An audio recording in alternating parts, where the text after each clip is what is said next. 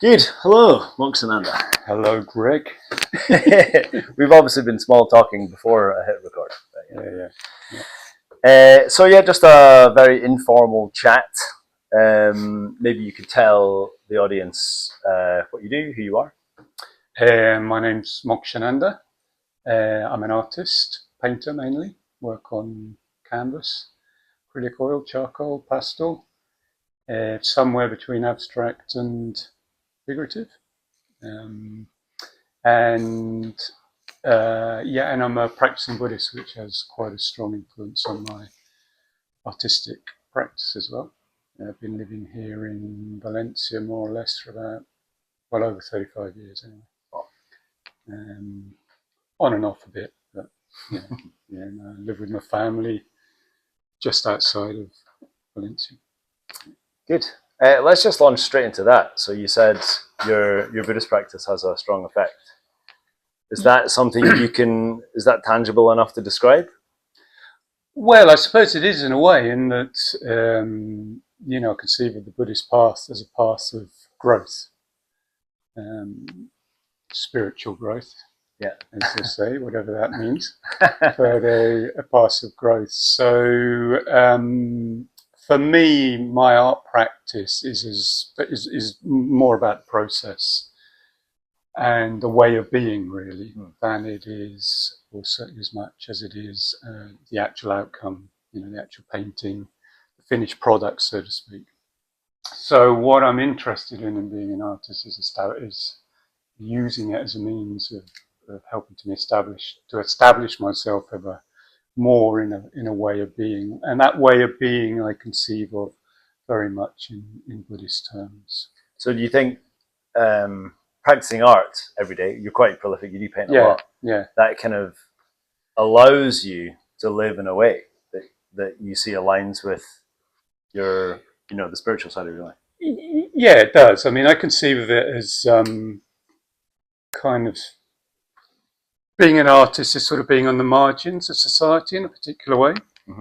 So I sort of have this metaphor, this image, where I live somewhere between the city and the forest, and it allows me to kind of go into both. So when I say the forest, it's more the kind of untethered, wilder side where I'm exploring everything, really. Fundamentally, my work is about exploring the ungraspable, the mystery of existence, to put it in its broadest terms.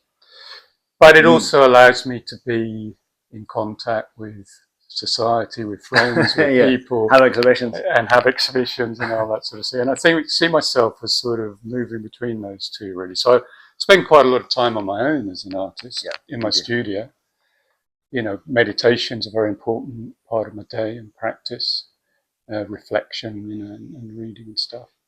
You seem to watch your work a lot. Like the content you share seems to be you kind of sitting. I do quite a lot. Yeah, it depends, but I definitely do spend quite a lot of time contemplating my work, and I suppose I see it as a conversation. My work is quite process driven, in the sense. What I mean by that is I allow the making of the artwork to lead me on. So I feel like it's a bit like a conversation I'm having with. We'll start with a blank canvas, but then and in a way I'm allowing the painting. This may sound a little weird. Well, it won't sound weird to you, but no, whatever you're going to say won't be weird. Allow the painting to sort of lead me on in a way. So particularly, of late, well, I say late, quite a while, my practice is very. I don't tend to go in to making a painting with a fixed idea of what I'm going to make. That was my next question, yeah. I'm much more interested in using painting, making art as a way of touching upon a different way of being, if you like, which, you're particularly interested in creativity, and I think that's a way of understanding it, what it's a creativity I think of as a way of being, a state, rather than a particular outcome or making this. That kind of comes from establishing, well, in my own experience, establishing myself in, you know, what you could call a creative state, or a creative state of mind, or a creative way of being. Creativity is all about ranting. Creativity is all about yourself. ranting, and if you rant enough, then eventually you'll say something interesting. Yeah, so true. Sometimes I don't know what's going to come out of my mind, and I'm like, wow, that's profound. Yeah. So creativity is a way of being. Yeah, and that's what I'm interested in, and that's fundamentally why I'm an artist, really. I mean, as you know, though I've sort of done art most of my life in one way or another, one form or other. It was only maybe about 7 years ago or something. I decided to sort of do it full time.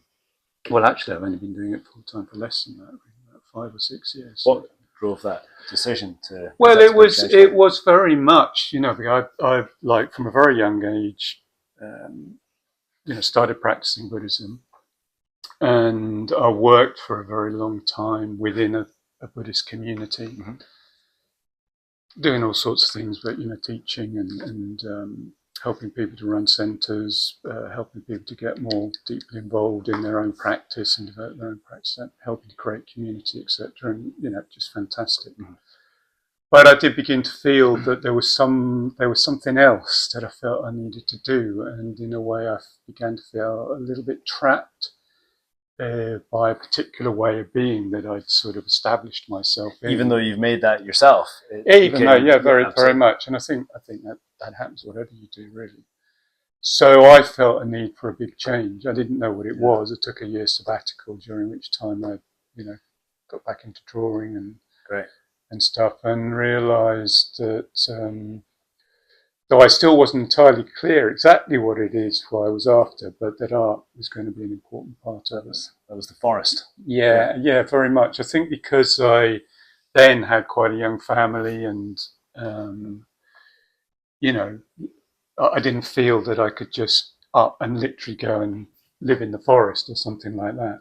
I didn't want to do that. So it was how do I explore a different way of being, while living a pretty conventional life in a way.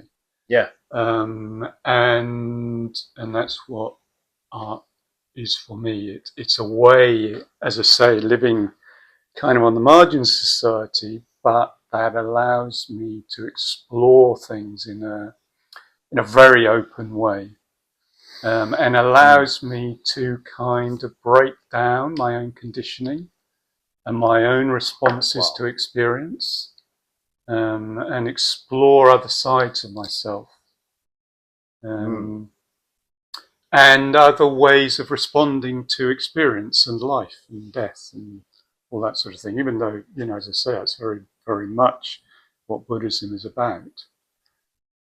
Because I'd spent so many years working within a Buddhist community, I kind of suddenly found that I needed actually to find something else. And as I say, all my life I've been drawn to the arts and all that. So it was quite strong in me. Yeah, I love that idea of breaking down yourself, was the word you used. Well, self-conditioning. Yeah. I mean, I very much think of, so think in terms of like living a creative life.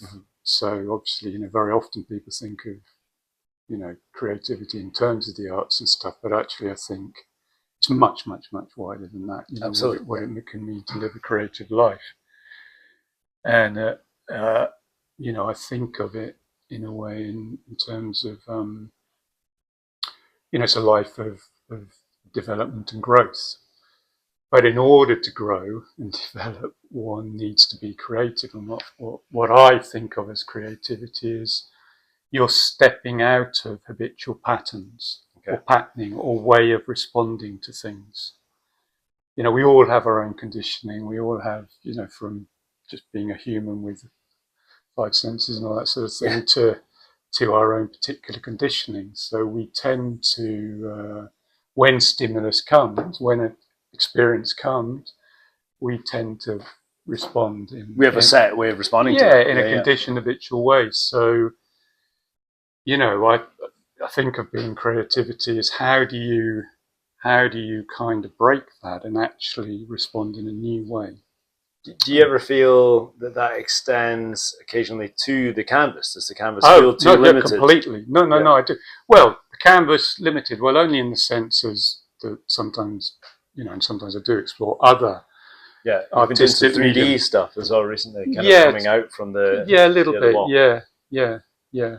But I mean, I think that's one of the reasons why art is so important for me, because I feel like it's a kind of synthesis of that process. It's, when I'm painting, I'm up against all my conditioning and all my kind of. So, for example, at the moment, I feel like I want to try and find a new artistic language for myself.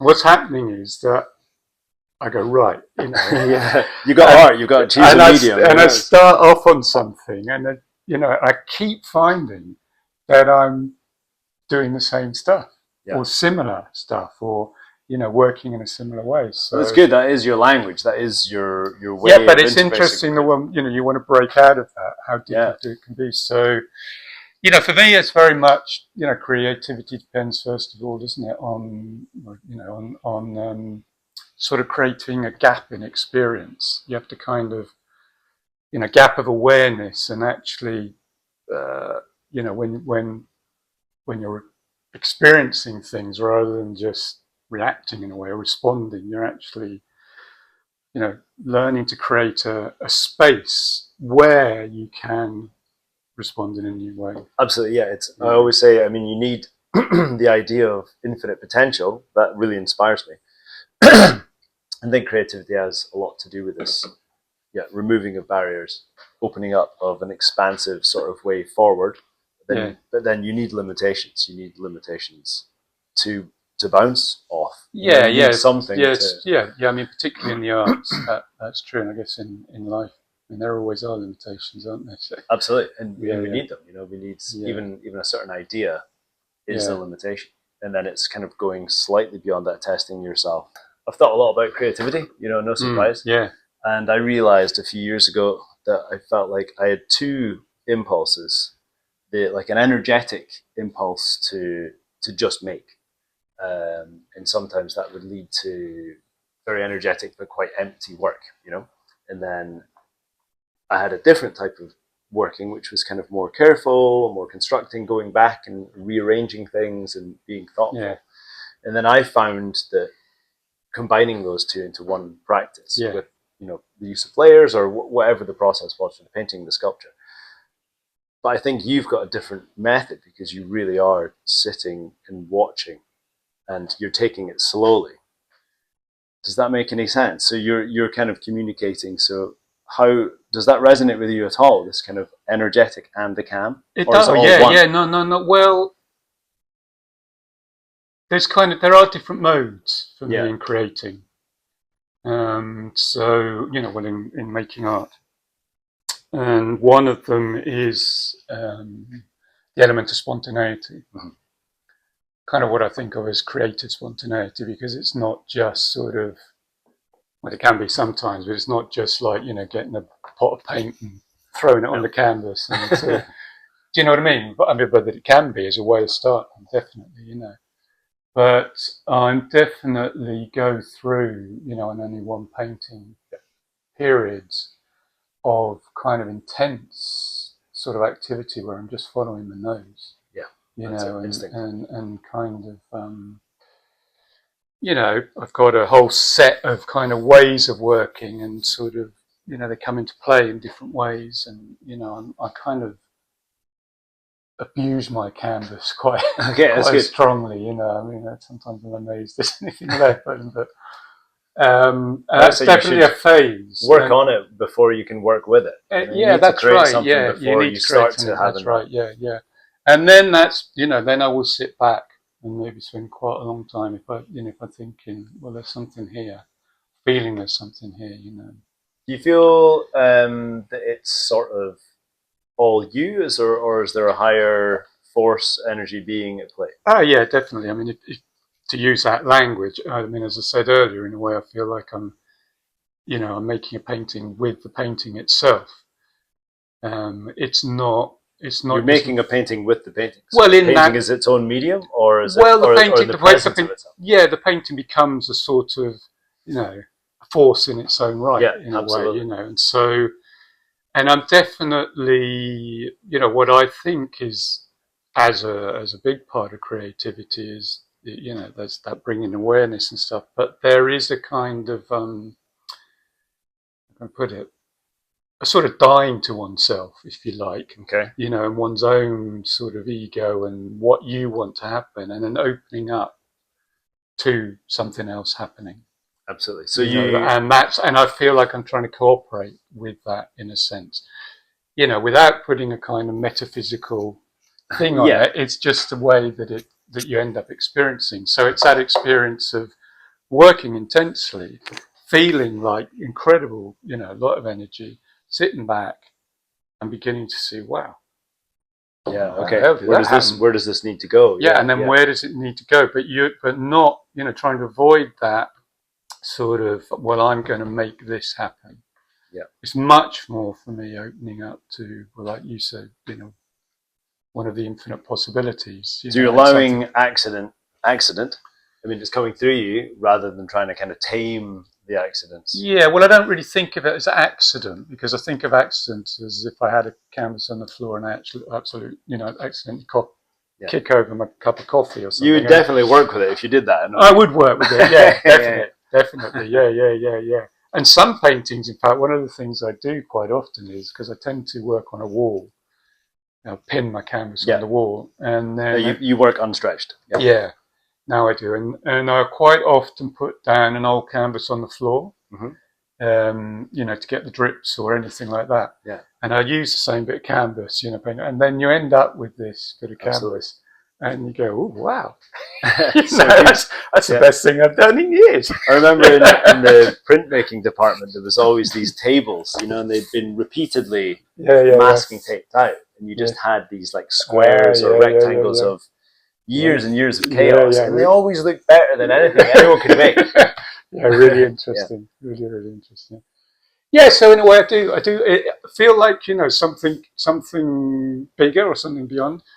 In the sense, I think that's what one experiences when you start, weakening or letting go or moving a bit beyond the ego.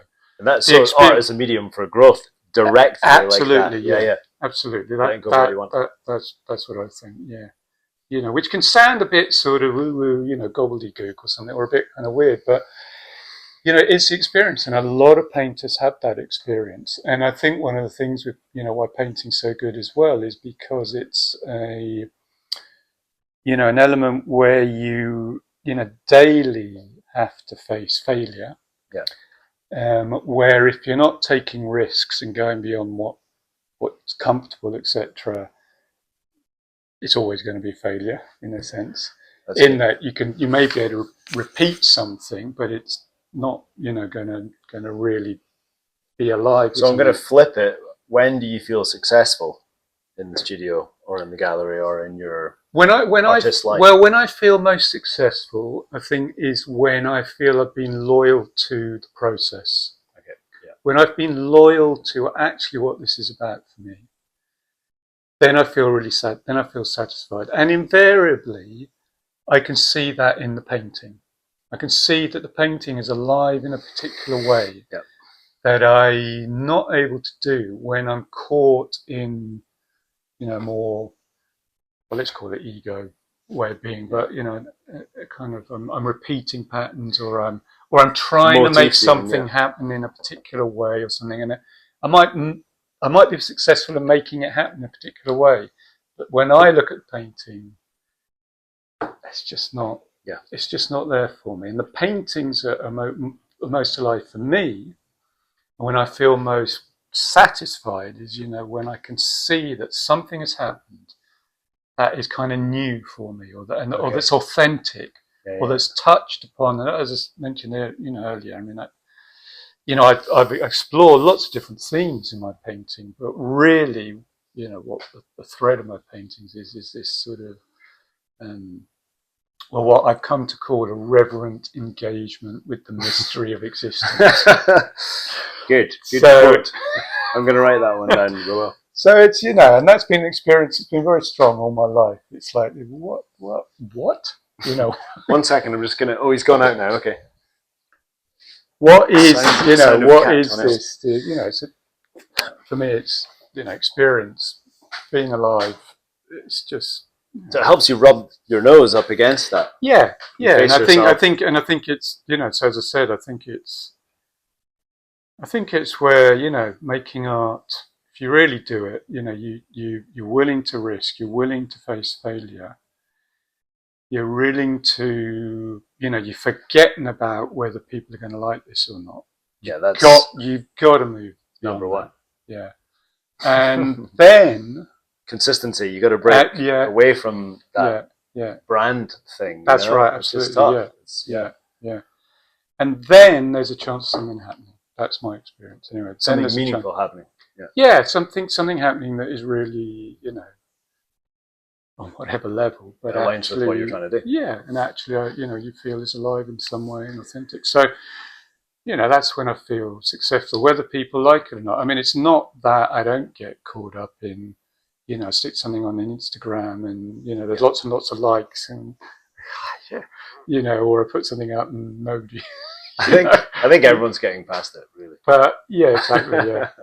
Yeah, it's tiresome. It is very, very tiresome. Yeah. That's really interesting, because a lot of people define success as control, not in a sort of sinister way, but in a kind of remaining in control. Yeah. But yours is a lot more complex, I would say, than that, right? Yeah. I mean, I think it's an interesting thing because I think there's, you know, there's skill. So being a painter, say, you know, there's skill, and you know, how you apply the paint, and you know, for a lot of people, really skillful painter is one who can reproduce their own experience of the world around them. So they can paint a beautiful flower, or they can do a really good portrait of somebody. And you know, I have a lot of respect for that. You know, just like draftsmanship in general. Draftsmanship, yeah. I mean, I have a lot of respect for that. You know, I never went to art school. I'm pretty much self-taught, though I had done, you know, quite a few art courses and stuff in the past. But you know, and I've learned to draw. But I have a lot of respect for that. But so I see a lot of artists who are really good at that, and that's their artistic practice. But quite a lot of them, it doesn't really speak to me. No, because I don't feel it's touching what we've been talking about. I think there's a really, really sweet spot between like capturing something excellently, but also capturing the reason it inspired you, the reason you wanted to do it. There's you know, you're sort of managing to get your emotion down as well. Yeah. Well, for me, it's about opening something up. I mean, you know, I do a lot of, you know, my painting, as you know, tends to be somewhere between abstract and figurative. You know, a lot of it is abstract, and I think it's a much harder medium for people to, you know, the public to engage with. It demands more of people, but it has the potential, I think, to touch people. To if people have the patience and are willing to give it the time, I think it can open up new. You know, a new awareness for people, a different way of seeing things, a different, you know, experience of themselves. And even if it's just that moment of being with that piece for 5-10 minutes, that can be the experience. Yeah. I've been thinking a lot about, there's a quote that I love at the moment by Mark Rothko, if I can remember it, which is a painting is not a picture of an experience, but is the experience. Yes, absolutely. So the painting is the experience. And I mean, what does that mean? And it's the experience for him painting it and the viewer. Yeah. Well, I think he's particularly talking about, he's talking about both, isn't he? Yeah. But, you know, so you know, it's like, particularly the art I'm interested in at the moment anyway, it's not a picture of something, so to speak. It is actually the experience itself. I want people to experience the painting, you know, to come into communication with the painting. Convene. You know, and that's asking a lot of people. That is asking a lot of people, you know, and a lot of people don't have the attention span or whatever, you know. People feel nervous. I mean, the art gallery environment isn't like a relaxing space, you know, maybe if it's sitting in a restaurant or a bar or something, but then still it's not the appropriate location maybe for that sort of. But and also, you know, we're saturated by images nowadays. Exactly. People are completely saturated by images. So I think, I mean, one of the things I'm interested in looking at this painting here of yours, you know, it's quite big. It's quite big and it's great. No, it is. It's quite big. And I think that, you know, because I've been exploring quite big, and it's you know, it's useless in commercial terms in terms of selling stuff because people don't. Yeah. But what I'm interested in domestic terms or studio space terms, it's a nightmare as well. But I think you have, you know, it breaks something in terms, because, you know, we're used to quite small images, a lot of images, but when you have a big physical thing in front of you, you know, I think it's quite a different experience for people. It really is, yeah. And going back to Rothko, I've had some amazing experiences with, you know, pure art and, you know, people, you know, established, not established, whatever, but there was an experience with a Rothko painting, and I would say it was the strongest art experience I've ever had. Yeah. Maybe outside of really, really confusing installations and things with smoke, and, you know, when you know, these kind of mimetic installations which confuse you and things. But I was alone in this room with this Rothko, and it was kind of a strange one. It was like pink and green, and it was quite tall, and there was plenty of other paintings in the room. And I was about to leave, and I felt like it was watching me. It was just like looming. And I came back, and I had this moment with it, and it was, I was vibrating. It was vibrating. I was kind of, and I think Rothko was interested in that energy field. He really was. Yeah, he was. It was tangible. That's my understanding. Anyway, so yeah. Good. So, what else could we talk about? So yeah, we've spoken quite a lot about process, meaning behind it, things like that. What's your kind of moment of inspiration, or how do you start? You said you know, you just get going with it, but you don't know what it's going to be. But what makes you begin painting or a piece of art? It's just an impulse. I just know I've got to start.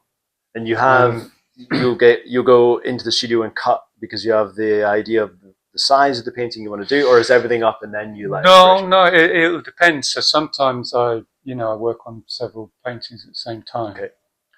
And sometimes I will be working, it will just simply be, you know, a piece of canvas that I've got. I don't think about it very much. Covered in drips. Sometimes, you know, I think, no, I want to do a really big one. Yeah. Sometimes it will be, there's a particular, you know, art prize or something that I want to enter into, and, you know, they kind of set some size limits, or, you know, either needs to be bigger than this or smaller. It is good parameters, or it can be really inspiring. Yeah, it can be. Yeah. But it's like impulse. I find it difficult to say, you know. I kind of, you know myself quite well in terms of having, you know I not to start too soon and not to miss the opportunity when there is that impulse. So you let it brew a little bit. Yeah, and you know, and sometimes it will come, you know, there'll be a few. And sometimes, you know, I don't feel that impulse particularly. Yeah. You know, for a while, and I'm learning to sit with that. Would you say you have like creative blocks, or is it softer than that? I suppose I have creative blocks only in the sense that I go through periods of doubt. In the sense of like, what is it? What am I doing? I see it, and you have conversations with you, and sometimes you're just like, I don't know, Greg, and then sometimes you're like, oh, I'm doing this. So. Yeah. So, I think it's kind of taken me, you know, it's a process of constant kind of clarification, you know, why you're doing this. And not only why I'm doing it, but what is it that I'm really trying to do. I think that's part of it. It's these kind of walls you have to smash through. You know, you have these huge amounts of satisfaction from creative kind of pursuits, and then there's often an emptiness, and often is after a very large or successful piece, or after an exhibition. Maybe you didn't sell that many, whatever. You have these kind of this mountain of disillusionment you have to fight against. But I think the mind's like that. I mean, it's definitely cyclic. Okay. And aside from art, I think that my experience, anyway, maybe it's just my mind, but I'm pretty sure it's not. But we kind of go through cycles, of up and down, so to speak, or creative, reactive, or energized, not energized, or clarity and not so much clarity. And, there's a whole load of them, and they kind of, sometimes coincide, but it's an infinite variety. But I think one of the things that I've learned is to kind of sit with that, sit with those barren periods, or, when you go into the dark night, sit with those, because you can learn a lot from them, but also they come to an end, and it cycles through again, and, with awareness, with kindness. Kindness towards yourself can bring about. Absolutely. Fundamental. Yeah. I mean, particularly, well, maybe it's always been like this in human history, but particularly nowadays, people need a lot of. Most of us would benefit a great deal from, an attitude of kindness towards ourselves. Really we tend to be, and this is, very strong in art as well. It comes up, doesn't it? But we tend to be very judgmental of ourselves in all sorts of ways. Absolutely, yeah. And then all of us have had things that have happened to us in our lives. We can hold, resentments and, sadness and all sorts of stuff, So I think part of being creative is willing to, as I said before, sitting in a space where with kindness, you're kind of turning to look at, those things and self-acceptance. Yeah, and to accept yourself, but and that also to develop that kind of that attitude of kindness and in a way positivity, if you like, without not superficial positivity, but towards oneself, and and as a response to one's experience. So I do see it very much as this, opening this gap in experience, but that gap, in a way, you can open it up on the surface, but you need to open it up deeper and deeper, in oneself. And, and it's in that space that actually, when you begin to let go of, some sort of difficult or just heavy stuff. Yeah, just, kind of habitual way of responding to stuff that we've learned to, that things, my experience is that things can really happen, but it's got to be, with kindness. It comes back to what you're saying about self-conditioning, and that can actually just be habitual. Self-judgment or criticism. We've all, I mean, in the West, I think, not sure I know anyone. I could maybe think of one or two exceptional people that I've met over the years who don't seem to have suffered from, self-judgment or some kind of lack of self-confidence, or, just, a positive, healthy, kind relationship to themselves. So most of us need to work on that. Do you think that's a byproduct of being a more kind of global society, not living within? I always think we should be living in very small groups because that's very, very positive for mental health. A lot of stuff like that, isn't it? I don't know. I do think it's family conditioning. Yeah. I can see in myself family conditioning as a strong element. Things that happened, so maybe a bit of a sense of disconnection. A lot of us have grown up in slightly disconnected societies, or very disconnected. And also that we've tended to, we tend to be disconnected from our bodies. Okay. And from nature. Yeah, absolutely. Just the way we live nowadays. And I think all that has an effect, So returning to the forest is a remedy. Yeah, absolutely. Yeah. The trouble is it's difficult because there's not many forests nowadays. Yeah, especially in Spain. Olives and oranges. Well, there's a lot of forests in Spain. In Spain, in Valencia. It's quite arid. Yeah. Mix it up a little bit. I obsess about time. in general, be it like time lost, nostalgia.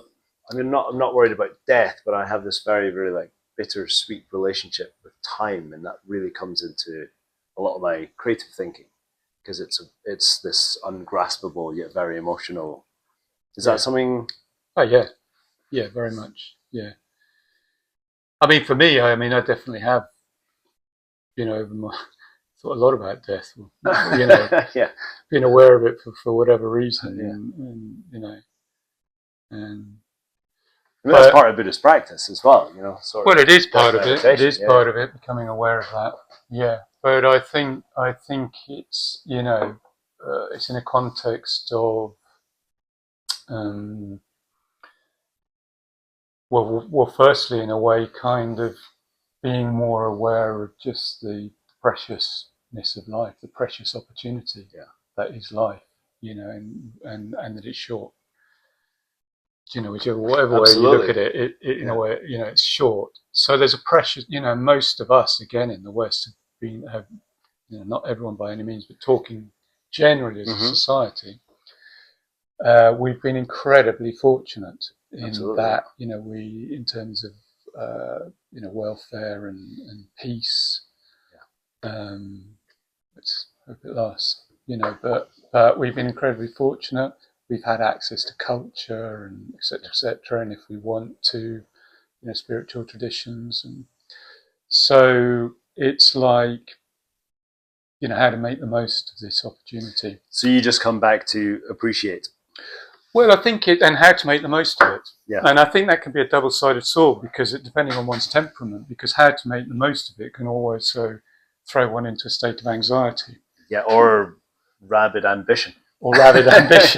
Yeah. Or just sort of acting, just doing something because you feel you got to, I go into these loops of, I need to make it worthwhile, and then I think, but what is worthwhile? Exactly. If it's going to end. Yeah, exactly. Exactly. Yeah. So so it's interesting because there's all that, and then it's all transitory, it's all impermanent, and there's death, etc. At the same time, it's like we live. Just the nature of the world is, in a way, it's never really going to satisfy us. We're not meant to be satisfied. The worldly world, so to speak. That's my own feeling, anyway. Even if I have the most wonderful car, etc., in some way, it's never really going to satisfy me. So there's got to be something else, and then, I think realizing that how we act and what we do does have consequences. So the decisions we make in our life and etc., it has consequences. On us. It obviously has consequence on other people as well and the world around us, but it has consequence on us. It kind of recreates us, how we act and what we do and the conversations we have and how we respond to this person. It's not like it just goes out into the void. It does have an effect on us. So it's quite a potent package in a way, being alive. But then one of the things, I learned, many years ago is the sort of, in that, I certainly had I've had a tendency like to think, right, everything I do has got to be kind of useful and, have an end and a goal and that sort of stuff. And I've gradually learned to let go of that because I think it's counterproductive. So, the idea of actually spending time not doing anything. Mm-hmm. It's good to hear. Not doing anything, and actually we don't need to kind of justify our existence. Yeah. Which I think a lot of people feel. A lot of people feel, whether it's a Protestant work ethic or, whatever it is, we have to justify our very existence. When actually, we don't have to justify our existence. We're the culmination of, millions and millions of years of evolution. Most of these people will never be remembered, Yeah. But, we're billions of ancestors. Just being alive and actually just being aware of, in a way, it's an extraordinary thing. And try and limit the suffering caused by your absolutely presence here. Yeah, absolutely. Yeah. So for me, it's fundamental as well. Yeah. So creativity is something positive to do with. Well, creativity for me is going back to that. It's a way of being. It's a way of being, and it's about growth in awareness, growth in kindness, growth in, in going beyond one's ego or one's present limits, one's conditionality, in a way, into something new. And that's what being creative is for me. It's that, not repeating patterns. Open discovery. Yeah, it's like creating a space, finding, a new way of responding. It's a whole, it's a whole way of being, and then allowing some of those, I don't know what to call them, but more creative, positive emotions to flower in oneself. So, for example, empathy towards other beings, and not, wanting to limit the suffering we cause, even that our actions actually help, But that's fundamentally emotion, it's an attitude, and allowing that to come through, which everyone has, but a lot of us, life's really difficult, and to actually really think much beyond the what's immediate expected of us. Yeah, and to think of just a whole different, to for example, not to think in utilitarian ways about other people, the things around us, the world around us. That's creative for me. Yeah, to stop doing that and to find a different way of responding, and a different, I keep coming back to a different way of being. It's great. Let's go a bit more pragmatic. Do you have any thoughts on environment, like creative environment in your studio, for example? Because you recently renovated, so you obviously made some decisions. I did, yeah. Well, that was partly I just wanted a bit more space. I'm very, very fortunate to have been able to do that, to make a bit more space in my studio. And I wanted to be able to work on more than one painting at once, or several paintings at once.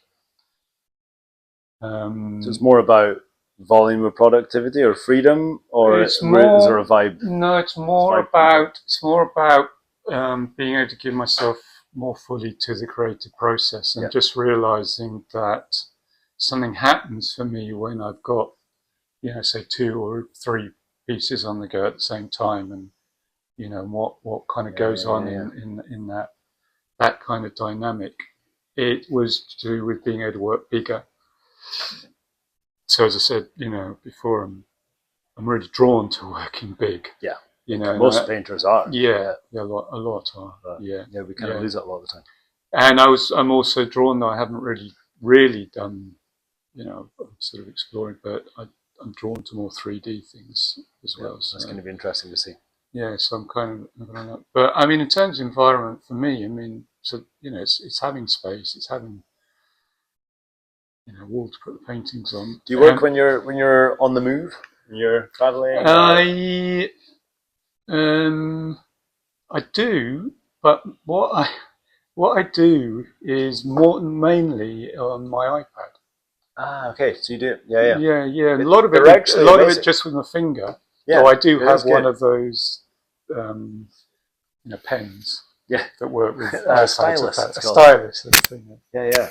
But I don't use it that much. But so I do that, and maybe kind of ideas.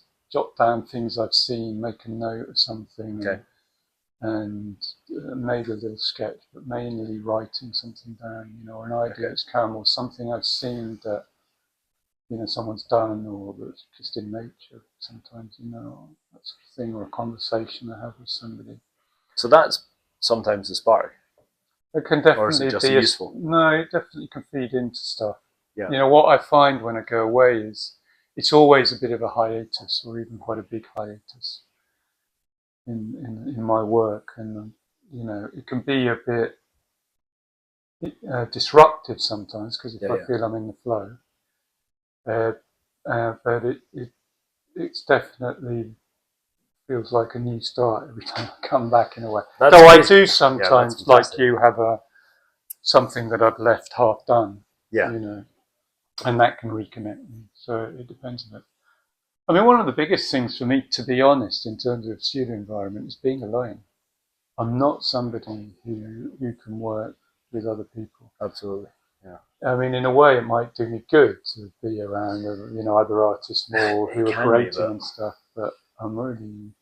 Sometimes I feel like being around other artists kind of devalues the practice.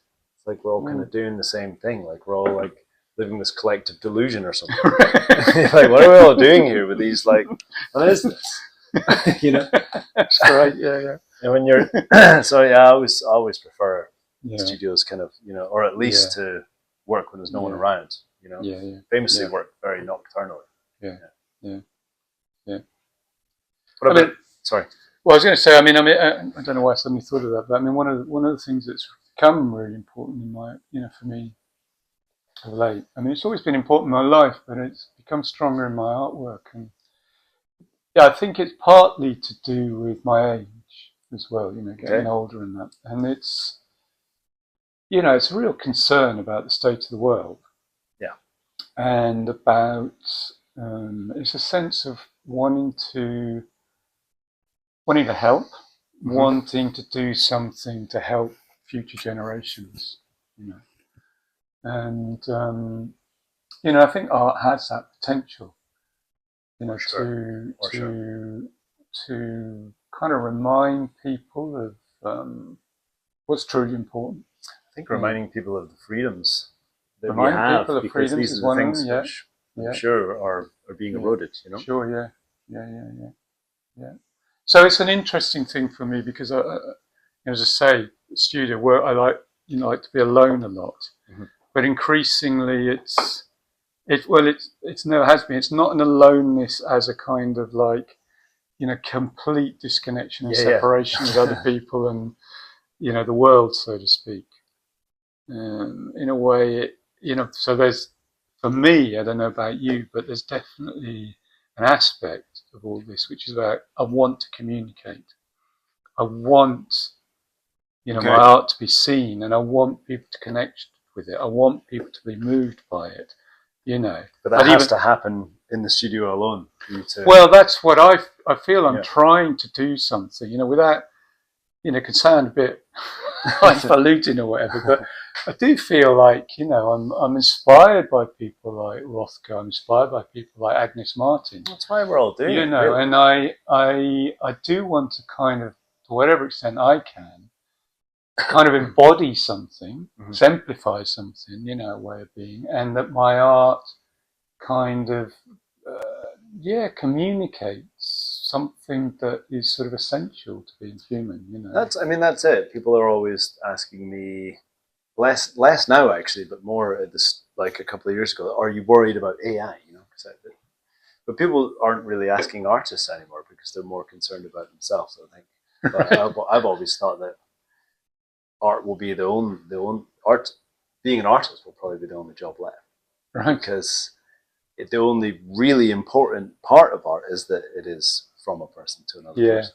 Yeah. It's sharing these kind of these moments. Or I was having a creative chat with a friend the other day, and we were talking about when you make an object or a piece of music or whatever it is, you're not. I think it's more so in painting and sculpture and things than music, but you have this inspiration. You make a piece, and it's about something, but what it really is a demonstration of this beautiful moment you had. Yeah. Like you just want to really show how inspired you were. Yeah. Or sort of whatever. You want to share it. You want to. Yeah. And that's a good thing to give to people. Yeah. No, absolutely. Because it gives them the opportunity to do the same, if nothing else. Absolutely. Yeah. No, very much so. I think so. I mean, I do. For me, anyway, being an artist is, as I said at the beginning, it's not just. It's not just about the final painting, because I think. Well, I mean, it is about that, but it's also about the creative process. you know, and the painting kind of embodying that process. And then you as an artist exemplifying or trying to exemplify, trying to live out, you know, I keep saying another way of being in this world. And we need it. Yeah, we really need it. Too true. And I'm not saying all artists manage to do it, or even that all artists, you know, really exemplify it, or whatever. You know, I don't know. It's not, but I think that, you know, I often think, and it's been said, isn't it, that you know, the most alive spiritual tradition in the West really has been the arts. Yep. You know, even more so than, you know, Christianity as a religion. That's not to say that it's not alive or not been alive for people, but what has really carried value and spirituality, if you want to define that, even kind of religion in a certain way, has been the arts. You know, and it's what's been most alive. And yeah, we're not. I mean, iconography maybe can or not, but I mean, plenty of iconography doesn't in a way, really. But what it is, you know, it's the artistic tradition. So you're talking about the artistic tradition being a more carrier of Western culture, or a carrier of religion itself? Well, or Christianity? Well, no, not Christian religion necessarily. No, but spirituality. Okay, religion in that sense, genuine, authentic, religious feeling. Like not Renaissance paintings or no, absolutely not. Though I think they are part of that tradition. Absolutely, carrying, they are the visual of. But I think it's more that for me, the painting, you know, of the saints and Virgin Mary, you know, the great Renaissance paintings of etc., you know, the Virgin Child, you know, and it's not so much the content of the painting. No, absolutely not. These guys wanted to paint. They wanted to exercise. They wanted to, and they wanted to communicate something, and you know, they did it through that. And I'm not saying that, of course, they were Christian, you know, to some extent, etc. But I think it's you know, the artistic tradition that in a way has continually sort of asked questions and in a way opened up things, opened up the Western mind, you know, and allowed, you know, people to move beyond themselves, experience beyond themselves, and it'll open up to, you know, the fundamental religious spiritual experience, which I think is the sense of mystery, you know. Yes. And complete sort of, you know, ungraspable nature of all this. You know, that's really interesting. It is about mystery when you get down to it. And I think what drives a lot of disciplines is mystery. And I don't think people give that enough sort of weight. They don't think about it. I mean, science is driven by the fact that we don't know about that thing. Archaeology, history. Yeah. You know, maybe a scientist will try and figure out and prove it, whereas an artist celebrates that we don't know. Yeah. In a way. Yeah. You know, but it's you're driven by the same impulse. I think. Yeah. Well, it's there for all of us. It's a kind of fundamental part of our existence, even though a lot of us ignore it. You know, but actually we don't know, and in a way, being in a space of not knowing, really accepting not knowing, but wanting to move into it. Is, you know, very. In a certain way, it's an exceptional, you know, stance. It's you know, and that. But anyway, it's what I think of as, you know, true spirituality. Really, I mean, I never know, you know, what word you use, because all those words have connotations. Absolutely. You know, but I think it's the most creative. You know, it's a perhaps the most creative response there is. You know, as humans, the unknown. Yeah, it's to be willing to dwell in a space of not knowing. And to move into it, you know, with, you know, a sense of everybody being in that same predicament, you know, and all of us, you know, being a mystery in a way. And, absolutely. And that's where the other aspect of sort of, you know, kindness and connection and love, you know, comes in, and you know, that sense of. I think that noise was what you're trying to express. That you know, Yeah. Anyway, I could waffle on for ages about it and not make any more sense. We haven't even had a beer. Amazing. We haven't even had a beer. Unbelievable, yeah. Great. That seems like a good place to finish it. Okay. Fine. Yeah. Yeah. Thanks so much. Good talking to you, Greg. Interesting stuff as usual. Yeah. Good. Thanks. Yeah. Moksa, do you have any exhibitions or anything planned? No, I don't have any at the moment. Certainly no solo exhibitions anyway. Yeah. And in fact, I don't really want any. The time being. Not that if there's anyone out there who wants to propose one, I'd say no. He doesn't want to sell anything. He doesn't want.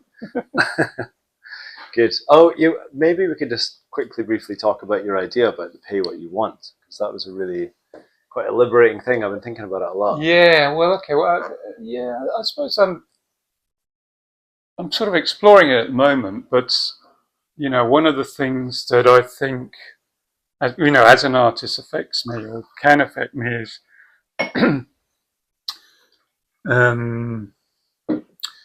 Commercial side of it. Yeah, treating my artwork as a product, so to speak. Commodity. A commodity. Yeah. That's right. So to buy and sell, and putting a price on it and stuff. And in a way, it's not created in that spirit. Yeah. All the things we talked about, and in a way, money couldn't be further from the studio. Yeah. And in a way, I, as all of us, really, want my artwork to go out into the world and connect with people. Yeah. So when you start thinking, well, I've got to make a living from this, and I've got to put a price on it, I'm not going to sell it for less than this, etc. Then my experience is that it can subtly change my relation to what I'm doing. And to that individual object, which absolutely. You spent so many loving hours on, becomes this, I didn't sell that stupid thing. It's terrible, really, think about it.